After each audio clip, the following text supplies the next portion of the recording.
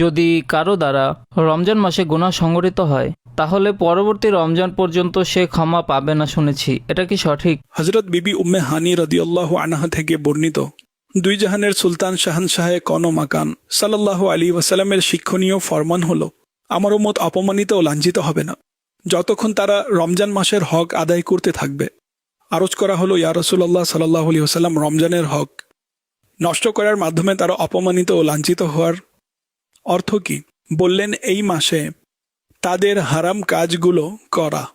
অতঃপর বললেন, যে এই মাসে জিনা করলো বা মদ পান করলো তাহলে পরবর্তী রমজান পর্যন্ত আল্লাহ এবং আসমানে যত ফেরেশতা আছে সবাই তার উপর লানত করতে থাকবে। যদি এই ব্যক্তি আগামী রমজান আসার পূর্বেই মারা যায় তাহলে তার নিকট এমন কোনো নেকি থাকবে না যা তাকে জাহান্নামের আগুন থেকে বাঁচাতে পারবে।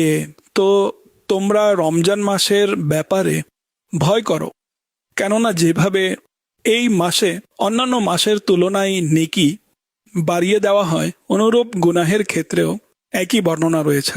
আর আরেকটি হাদিস হচ্ছে, যে ব্যক্তি এই মাসে কোনো নেশাযুক্ত দ্রব্য পান করলো অথবা কোনো মুমিনের উপর অপবাদ দিল বা এই মাসে কোনো গুনাহ করলো তাহলে আল্লাহ পাক তার 1 বছরের আমল বরবাদ করে দেন। বেশ, তোমরা রমজান মাসের হকের ব্যাপারে অলসতাকে ভয় করো, কেননা এটা আল্লাহ পাকের মাস।